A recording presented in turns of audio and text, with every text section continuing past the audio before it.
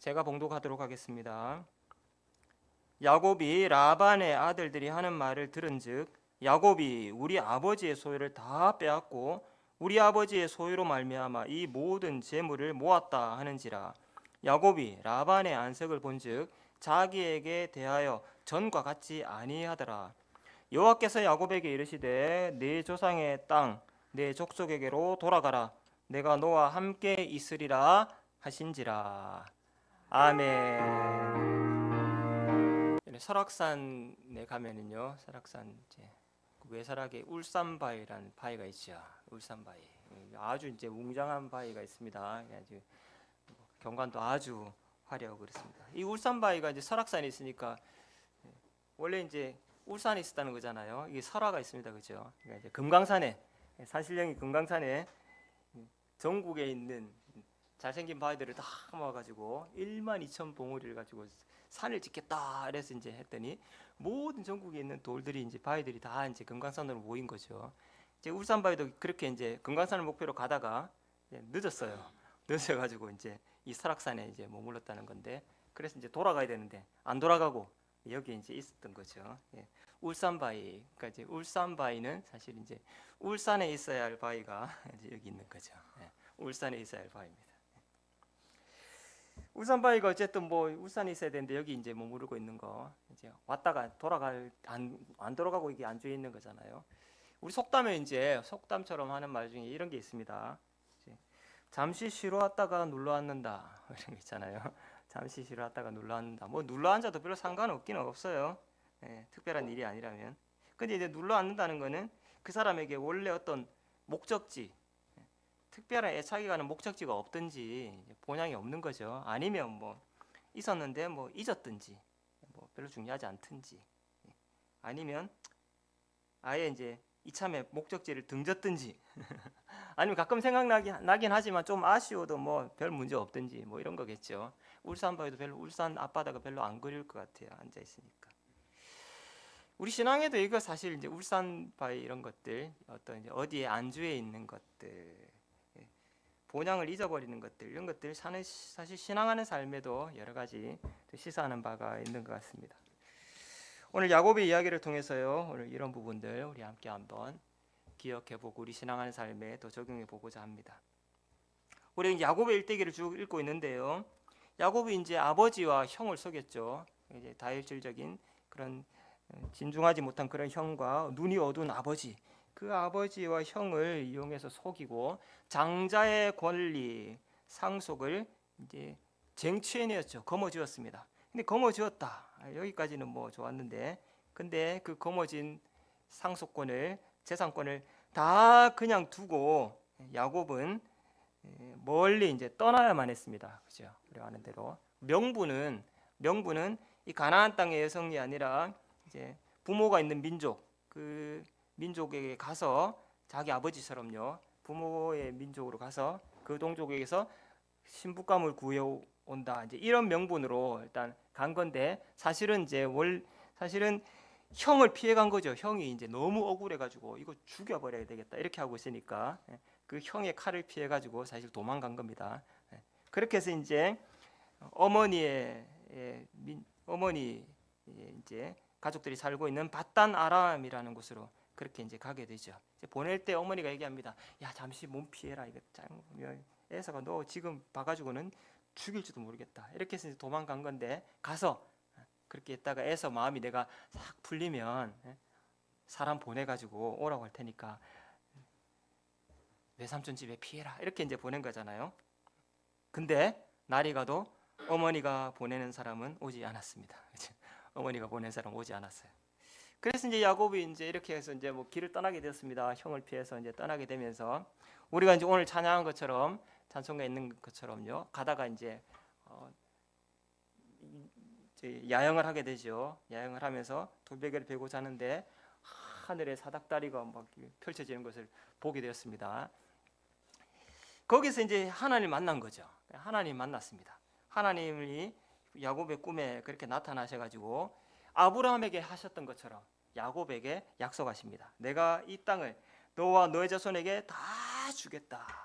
네가 지금 가는 길, 그 길 동안 내가 함께해서 내가 어디 있든지 너를 지키고 결국은 네 자손이 땅에 티끌같이 되어서 동서남북 다 이 땅을 다 차지하도록 내가 너를 만들어 주겠다. 네가 가는 곳에 내가 동행해서 이 땅으로 내가 돌아오게 하겠다.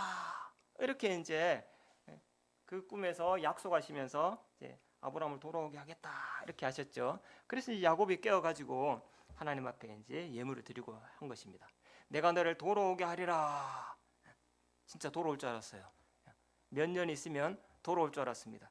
이렇게 길 줄은 몰랐습니다. 그래서 이제 갔는데 그 바단 아람에서 야곱은 무려 20년을 그 세월을 이제 보내게 됩니다. 야곱의 20년을 쭉 보면은요, 어떤 이제 그 돌아가는 어떤 이제 약간 구간들이 있습니다. 첫 번째 구간은 이제 첫 번째 7년, 그리고 그 다음 7년, 나머지 6년 이렇게 이제 세 구간으로 그렇게 나눌 수가 있는데 첫 번째 7년은 가서 삼촌 라반의 집에 가서 이제 그냥 공짜로 일할 수는 없으니까 원래 이제 명분은 신부 얻으러 온 거잖아요. 근데 외삼촌의 딸이 너무 예쁜 거예요. 그래서 그 딸을 내가 얻겠다면은 7년 봉사하고 딸하고 결혼시켜 주십시오. 이렇게 해서 이제 7년을 노동한 거죠. 꿈만 같았습니다. 7년 너무 행복했어요. 7년 일하고 나면 저 아리따운 라헬을 내가 신부로 맞이할 수 있으니까. 그래서 7년을 며칠처럼 그냥 며칠처럼 하나도 안 힘들어요. 하나도 안 힘들어요. 아유 안 힘드나? 안 힘들어요. 너무 좋은 거예요. 막 이렇게 그렇게 7년을 살았는데 결혼했죠. 근데 사기 결혼이었어요, 그죠? 사기 결혼. 그 맹한 자기 언니 이렇게 먼저 이렇게 딸 두 번째 딸 좋아 줄 테니까 7년 더 일해 이래가지고 이제 다시 7년을 또 일하게 됩니다. 첫 번째 7년은 꿈같이 보냈지만 두 번째 7년은 그 신부값을 치르느라고 아주 뼈 빠지게 마음도 불편하게 그래서 이제 7년을 산 거죠. 그리고 나서 이제 그 값을 다 치르고 나서 내가 14년 동안 이렇게 고생했는데 통장에 모은 돈 하나도 없다. 이게 말이 되냐? 이래가지고 이제 삼촌하고 협상을 해가지고 내가 이제 내 재산 좀 내 통장에 좀 채워야 되겠다. 그렇게 해서 이제 자기 재산을 형성하기 위해서 6년을 그렇게 이제 살게 되죠. 그러다가 이제 6년을 동안 그렇게 재산을 형성한 끝에 오늘 분위기가 무르익어서 오늘 본문에는 돌아가야 할 때가 다가왔다 하는 것을 이제 말해주고 있습니다. 돌아오는 이야기들 이런 것들이 또 뒤에 또 쭉 이어지는데 돌아오는 과정들 이런 과정들도 사실 이제 좀 순탄치는 않습니다. 그리고 거기 아주 드라마틱한 이제 그런 사연들도 나중에 이제 보게 됩니다. 여러분 창세기 야곱 이야기 재밌으니까 또 한번 읽어보시고요. 우리 창세기 나중에 또 성경 퀴즈 내 하니까 또 창세기는 또 잘 아시잖아요. 많이 하셔가지고 또 이번 참에 또 꼼꼼히 한번 읽어보시면 좋겠습니다. 자 이제 오늘은요 이렇게 야곱의 20년을 돌아보면서요 또 한편으로는 그렇게 돌아보고 또 돌아가야 할 시점 야곱이 이제 다시 이제 자기 고향으로 돌아가야 되는 가나안 땅으로 돌아가야 되는 시점 이 시점에서 주시는 하나님의 교훈 또 그 말씀을 우리 신앙의 삶에 또 함께 한번 적용해 보고자 합니다. 크게는 이제 두 가지입니다. 오늘 이제 두 가지만 한번 생각해 볼 텐데요. 오늘 이 야곱의 이야기에서요. 하나님이랑 우리 하나님은 참으로 의로우신 분이다. 우리 하나님 정말로 의로우신 분이다. 이런 것들을 먼저 한번 생각해 볼 수가 있겠습니다. 다양한 이유에서 이제 하나님이 의로우시다는 것을 야곱 이야기에서 볼 수 있는데요. 첫째는요. 야곱이라는 사람이 결코 이렇게 우리가 이제 모범생이 아니죠. 그러니까 이제 본받아야 돼 이런 사람들은 사실 이제 모범생이잖아요. 모범생인데 본받아야 되는데 야곱은 전혀 모범생이 아닙니다. 모범스럽지가 않아요. 이 사람은 아주 교활하고 욕심에다가 온갖 짓을 다 해서라도 자기 목적을 관철시키는 이런 사람으로 나오잖아요. 근데 이런 사람 의롭지 못한 사람이죠. 근데 하나님께서 20년 동안 이 불의한 야곱을 고치신다. 그러니까요. 하나님이 우리 모습을 그대로 받아주시지만 우리의 불의한 모습을 그냥 그대로 품으시는 건 아니거든요. 결국 하나님께서 우리의 불의한 구석들을 다 고치신다. 그러니까 하나님은 의로우신 겁니다. 우리 의로우신 하나님 앞에 나가려면 우리가 의로워야 되는 거죠. 그렇지 않겠습니까? 외삼촌 라반 집에 갔어요. 근데 이 외삼촌 라반이라는 사람, 이 라반이라는 사람이 엄청나게 욕심이 많은 사람이었습니다. 욕심이 많은 사람. 어떻게 해서든지 자기 거 다 가져야 되고, 어떻게 해서든지 남보다 더 가져야 되고, 이런 한 푼이라도 손해 보는 거 허용하지 않는 사람.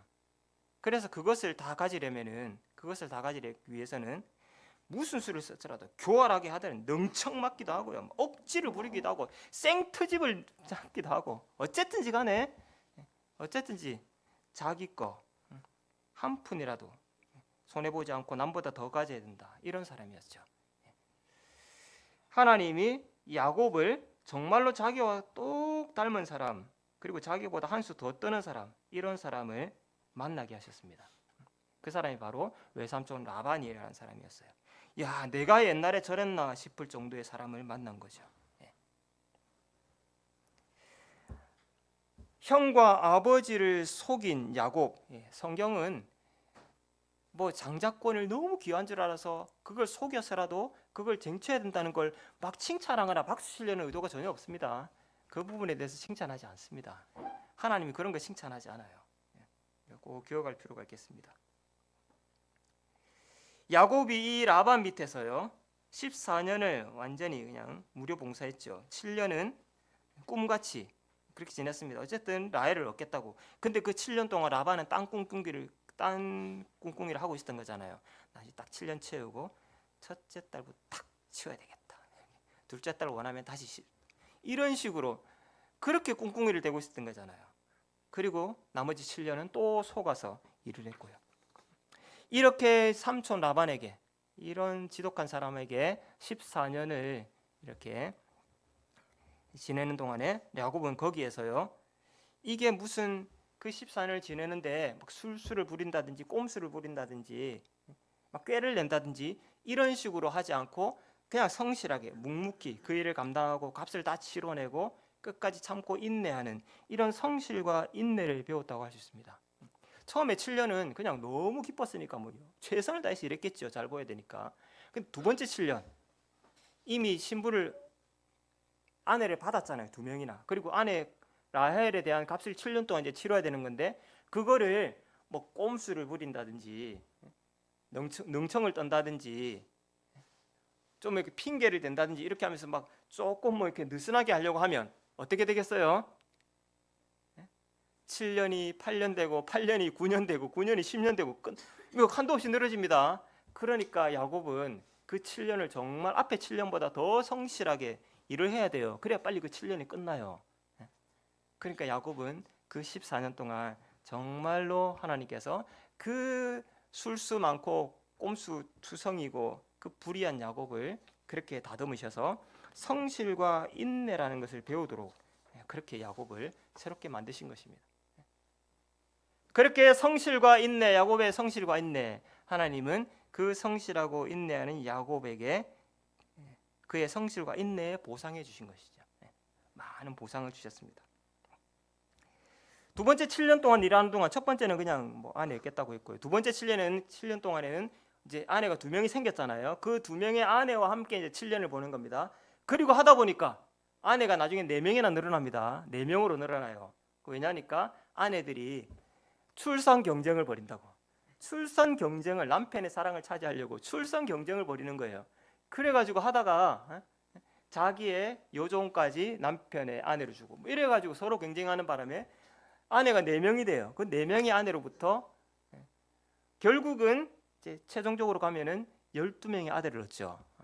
12명의 아들. 야곱이 이제 여기서 돌아오는 시간까지는 11명이 낳게 되고 돌아와서 이제 베냐민을 낳게 되는데 어쨌든 12명이라는 아들을 거느리게 돼요.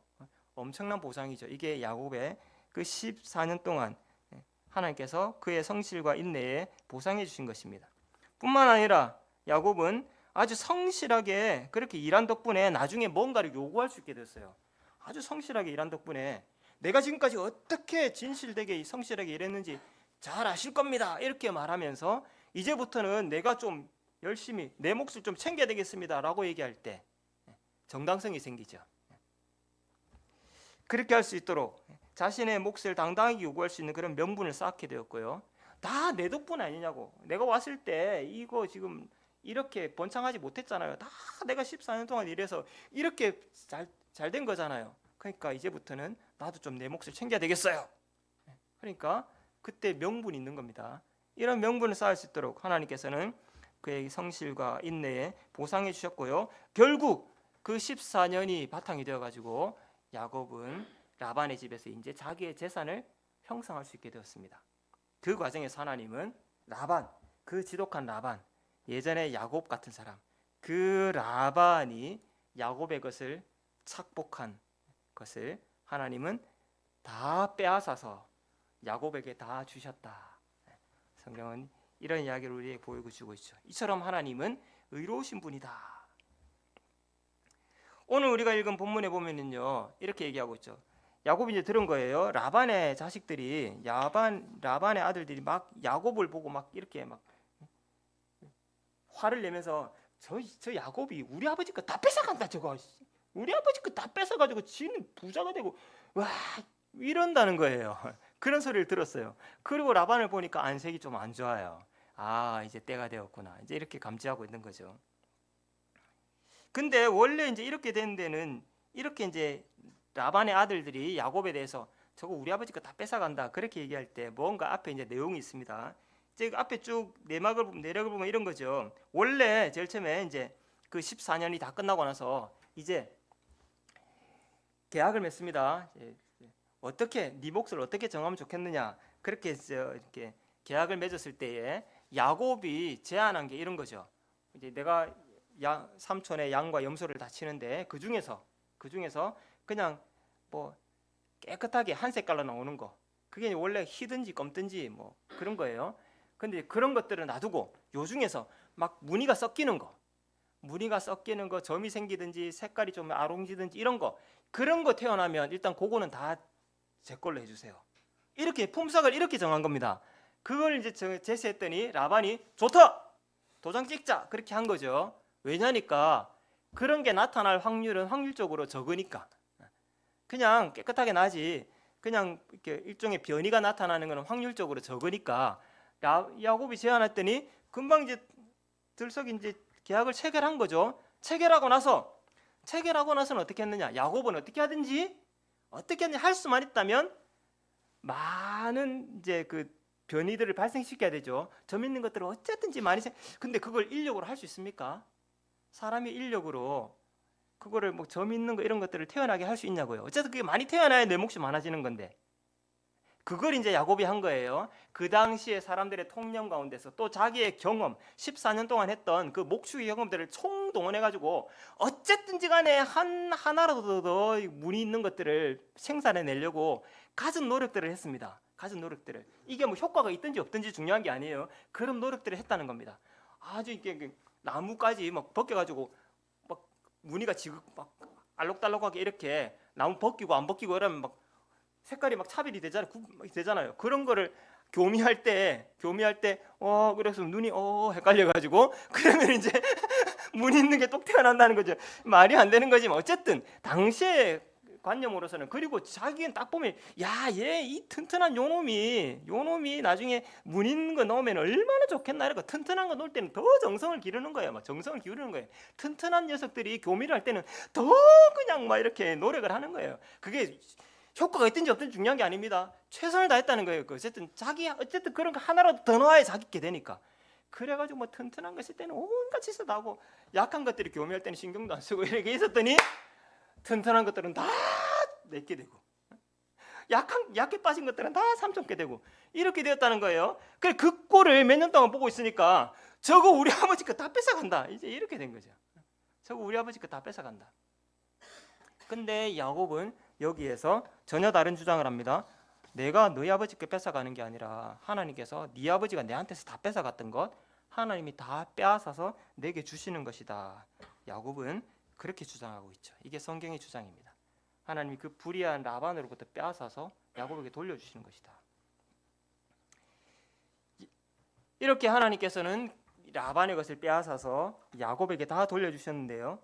야곱이 이게 하나님이 나한테 빼앗아 주시는 것이다 라고 주장할 때 거기에는 어떤 신학적인 일종의 근거도 있습니다. 그게 뭐냐면요 원래 이 야곱이 라반에게 전박이 있는 거 이런 거 태어나면 저 주세요라고 제안할 때 그때 야곱에게 무슨 수가 있었던 게 아니에요. 그 사람은 그걸 많이 태어나게 할 수 있는 무슨 기술을 가진 게 아니죠. 근데 왜 그런 말도 안 되는 제안을 했을까? 그게 바로 하나님께서 그에게 일러주신 어떤 암시가 있었다는 거죠. 그러니까 자기에게는 어떤 신학적인 근거가 있는 거예요. 꿈에 하나님이 야곱아 양들이 교미하는데 다 얼룩져 있제 그렇게까지 얘기하신 거예요. 야곱아 봐라 다 얼룩얼룩한 것들이 지금 교미하고 있제. 아, 그 얼룩배기들을 저한테 주시려고 하는가 보다. 그렇게 이제 알아차린 거예요. 그래서 그 제안을 했다는 겁니다. 그러니까 근거가 있는 거죠. 신학적인 근거가 있는 거예요. 그러니까 하나님께서 그 지독한 사람 라반에게서 그 불의한 사람 라반에게서 성실하고 인내한 그 야곱을 갚아주시려고 보상해 주시려고 그의 것을 다 빼앗아서 야곱에게 돌려주셨다. 시편에 보니까요. 시편 7편에 보니까 그가 웅덩이를 파 만들며 자기가 만든 함정에 빠졌도다. 여러분 자기 자가당착 이런 거 있잖아요. 자기가 함정에 판 거 거기 빠지는 거 이런 거는 시편에 뭐 또 잠언 전도서 이런 데 많이 나옵니다. 사실. 그러니까 라반은 이야 웬 떡이고 미치는 거 하나도 없지. 뭐 어쨌든 그게 몇 마리나 나타난다고 좋다 도장 찍자. 그래도 알고 보니 나중에 웬걸 튼튼한 것들은 다 그럼 이제 튼튼한 것들이 나왔으면 그것들끼리 이제 또 교배에서 불어날 거잖아요. 튼튼한 것 속에서 나온 것들이 이제 교배하니까 얼마나 많이 불어나겠어요. 그러니까 야 이거 뭐지? 처음에 자기가 이롭다고 생각했던 것 때문에 뒤통수를 맞는 거죠. 정직한 자를 악한 길로 유인하는 자는 스스로 자기 함정에 빠져도 성실한 자는 복을 받느니라. 이제 잠언 28장 10절입니다. 성실한 자는 복을 받는다. 여러분 하나님께서요 우리에게도요 그런 성실과 인내, 우리의 어떤 불의함들, 정직하지 못함들, 어떤 뭐 좀 얄팍한 것들요 그런 것들은 사실 효과가 있든지 없든지 결국은 별로 효과가 없고요 하나님이 기뻐하지 않습니다. 그냥 전공법 이런 게 이제 하나님 기뻐하시는 것이지. 하나님께서 우리에게도 성실과 인내를 가르치시고 또 우리의 그런 불의함들을 뜯어 고치십니다. 왜요? 그렇게 해서 복 주시는 겁니다. 하나님께서 우리를 복받도록 복된 백성 되도록 우리에게 성실과 인내를 가르치시는 분입니다. 여러분 믿으십시오. 우리 일상에서도 마찬가지예요. 이상한 것들, 뭐 대박 터뜨리는 것들, 이문이 많이 남는 것들, 허황된 것에 눈 돌리지 마시고요. 성실한 거. 거기에 하나님이 보상해 주십니다. 최고의 복이에요. 우리 금요일에도 함께 살펴봤지만 시편 128편에 보니까 이런 복이 있습니다. 여호와를 경외하며 그의 길을 걷는 자마다 복이 있도다. 그러면서 어떤 복을 말하냐면요. 네가 네 손으로 수고한 대로 다 먹을 것이다. 최고의 복이에요. 네 손으로 수고한 대로 다 네가 복되고 형통하리라. 네 집안에 있는 아내는 결실한 포도나무 같고 네 식탁에 둘러앉는 자녀들은 어린 감람나무 같도다. 이게 다 네가 성실하고 인내한 그렇게 일한 열매들이다. 복되도다. 이렇게 여러분 이런 복이 우리 가정들마다 의로우신 우리 하나님 앞에서 우리의 성실과 인내로 이런 복을 누리는 우리 모두가 되시기를 축복합니다. 아멘. 이게 최고의 복이에요. 이런 데서 하나님의 의로우심이 나타난다고요. 그 의로우신 하나님 두 번째로 함께 생각해 볼 것은요. 그 하나님 그 의로우신 하나님이에요. 우리를 기다리십니다. 거기가 어디냐? 이 창세기의 문맥에서는 야곱이 돌아갈 그런 목적지죠. 가나안 땅, 약속의 땅입니다. 그리고 그 전망을 우리는 더 넓혀볼 수도 있을 것입니다. 거기에서 우리 하나님이 의로우신 우리 하나님이 기다리신다. 제일 처음에 라반은 14년이 끝나고 나서 계속해서 야곱을 붙들어 주려고 좀 유리한 협상 조건을 내걸어서 어쨌든 여기에 안주해 있게 하려고 그렇게 이제 했습니다. 제일 처음에 계약이 그거예요. 근데 이제 야곱이 전박 주세요. 이제 이렇게 한 거죠. 라반이 이때 이렇게 얘기했습니다. 네가 너 여호와로 말미암아 너에게 복을 주시고 내가 너 때문에 복을 받았다. 그리고 네가 내가 네 삼촌이고 나를 좀 좋게 봐준다면은 계속 머물러라. 내가 이제 너에게 충분한 보상을 주겠다. 자 요구해봐라. 여기 안주해라고 이제 말한 거죠. 여기 그냥 머물러라. 딴 데 가면 무슨 수 있나? 이렇게 이제 한 거예요. 사실 야곱은 안주할 이유들이 많습니다. 이미 14년이 지났을 때 야곱에게는 말씀드린 대로 4명의 아내나 있고요. 아내가 4명이나 있고 아들들도 11명이나 있고 지금 딸들도 있을 거잖아요. 그 많은 자녀들. 그리고 이 사람은 얼마나 유능합니까? 이 삼촌도 인정하자 유능하고 실제로 인정받기도 하고 실제로 유능하기도 하고요. 유능해요. 얼마나 이 목축을 잘하는지 모릅니다. 그 인정받고 있고 또 얼마든지 자기가 우위에 서가지고 유리한 어떤 협상 조건을 따낼 수도 있고요. 이제 재산만 이래가지고 조금 이제 모으면 몇 년 바짝 이래가지고 재산만 딱 모으면은 여기 눌러 앉을만 하죠. 그죠? 얼마나 좋아요. 기반 다 잡았겠다. 어디까지나 야곱이 돌아가야 할 목적지가 없다면 여기 눌러 앉으면 됩니다. 보통의 평범한 사람들에게는 그런 목적지가 따로 없죠. 하지만 야곱에게는 반드시 돌아가야 할 그런 목적지가 있습니다. 그것이 바로 성경에서 말하는 약속의 땅. 하나님께서 제일 처음에 그래서 떠나는 야곱에게 꿈에 나타나셔서 네가 이 땅으로 내가 너를 돌아오게 할 것이다. 돌아오게 할 것이다. 그렇게 약속하셨고 그때 야곱도 하나님께 소원했습니다. 돌아오겠습니다. 만일 하나님께서 여기로 돌아오게 하신다면 정말 내가 안전하게 돌아오게 하신다면 나는 정말 하나님을 평생 섬기고 하나님은 내 하나님이 될 것입니다. 나는 하나님께 모든 것을 드리고 평생 11조를 바치며 하나님 백성 되겠습니다. 야곱도 그렇게 소원한 거예요. 그리고 그 돌아가야 할 목적지로 이제 하나님께서는 돌아가야 될 때가 되었다고 네 조상 네 땅 네 족속에게 돌아가라 그렇게 말씀하고 계신 것이죠. 야곱은 여기에 안주에 있어서는 안 되는 것입니다. 그에게는 돌아가야 할 목적지가 있다. 하나님은 야곱이 돌아가야 된다고 안주해서는 안 된다고 여러 가지로 야곱을 일깨우셨습니다. 첫째는 어떤 상황들 가만히 보니까 분위기가 예전 같지 않아요. 분위기가 이제 라반의 안색이 예전 같지 않아요. 그 야반의 식구들도 다 자기 욕하고 이 더 이상 이제 이래서는 안 되겠구나.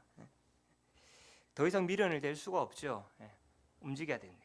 그리고 보다 직접적으로는 하나님이 돌아가야 된다고 말씀하시는 거잖아요. 돌아가야 된다. 넌 여기 안주해 있어서는 안 된다. 돌아가야 된다. 내가 베델의 하나님이다. 베델에서 약속했고 너도 소원했잖아. 그러니 그리로 돌아가야 된다. 이제 이곳을 떠나서 내 출생지로 돌아가야 된다. 하나님은 돌아가야 된다고 야곱에게 말씀하고 계신 것입니다. 말씀을 맺으면서 함께 한번 정리해 보겠습니다. 우리 각자 인생을 살죠. 저마다 열심히 삽니다. 시간, 건강, 돈 다 쏟아 부어가면서 그래서 우리의 생업을 일구고 가꾸지 않습니까? 거기에서 소득도 얻고요, 보람도 얻고요, 또 가정도 세우고 재산도 쌓고 또 우리의 사업도 세우고 그렇게 해서 터가 이 땅에 있잖아요. 우리 그 생업의 터에 그게 견고한 우리의 터잖아요. 그것이 터전이죠. 그걸 어떻게 이룰 수가 있겠습니까? 근데 보통의 인생은 여기에서 이제 끝입니다. 이게 결론이에요. 인생의 결론입니다. 열심히 쏟아부어서 내 터전을 가꾼다. 그게 끝이에요. 그러나 우리는 그렇지 않습니다. 우리에게는 그걸 넘어서 그 다음 우리에게는 돌아가야 할 어떤 목적지가 있습니다. 목적지. 그래서 하나님은 자주 우리에게 안주하려고 하는 우리에게 또 여기에 안주해 있는 우리에게 돌아가야 된다. 돌아가! 이렇게 말씀하시는 거예요. 히브리서 11장에 보면은요. 그 믿음의 선배들이 나옵니다. 그 사람들이 다 왜 그렇게 믿음의 삶을 살았느냐? 이유는 한 가지예요. 돌아갈 목적지가 있다는 걸 아는 사람들이 이 사람들은 돌아갈 목적지가 있다. 그래서 이 땅에서는 정말 나그네처럼 그렇게 살았다. 하나님이 그들을 위해서 한 성을 예비하셨다. 돌아갈 곳을 아는 사람들은 믿음의 삶들을 사는 것입니다. 열심히 성실히 인내하며 최선을 다해서 각자 인생을 살아야 됩니다. 여러분 그 속에서 우리가 진정으로 취해야 될 거는요. 우리의 그 성실함, 인내, 의로움 이런 것들이에요. 이런 것들은 우리가 그 속에서 쌓는 거고요. 이거는 끝까지 가져가는 겁니다. 여러분 이거는 사라지지 않습니다. 하늘나라 갈 때 뭐 여기서 한 거 짊어지고 싸질머지고 가나 뭐 이렇게 하잖아요. 싸질러 지고 가는 게 있습니다. 뭔지 아세요? 여기서 살면서 배웠던 거 성실함, 인내, 정직함, 의로움 이런 것들은요 다 싸질러지고 가는 거예요. 그거 쌓는 겁니다. 그거 싸질러지고 하늘로 가는 거죠. 다른 목적지가 없는 사람들이면 그냥 여기에 계속 안주해 있겠지만 우리는 돌아가야 목적지가 있기 때문에, 그리고 거기 가서 우리가 여기서 열심히 배운 대로요 그 성실과 인내, 정직함, 의로움들을 쏟아내면서 일구어야 할 그런 세계가 있습니다. 우리에게는 그 목적지가 있다고요. 그리고 거기에 그 목적지에 의로우신 우리 하나님이 우리를 기다리고 계시는 줄 믿습니다. 잠시 쉬러왔다가 주저앉으면 안 되는 거죠. 울산에 있어야 할 바위가 설악에 있어서는 안 되는 것입니다. 야곱처럼 하나님께서 우리에게 돌아가라 그렇게 말씀하시는 그 음성을 들을 수 있는 그런 지혜로운 사람들이 다 되길 바라고요. 돌아가라 그 음성을 듣고 야곱처럼 하나님 향해서 일어나는 사람, 날마다 하나님이 계신 그 나라를 향해서, 천성을 향해서, 저 높은 곳을 향해서 날마다 더 하나님을 향해 가까이 올라가는 우리 모두가 될 수 있기를 축복합니다. 아멘.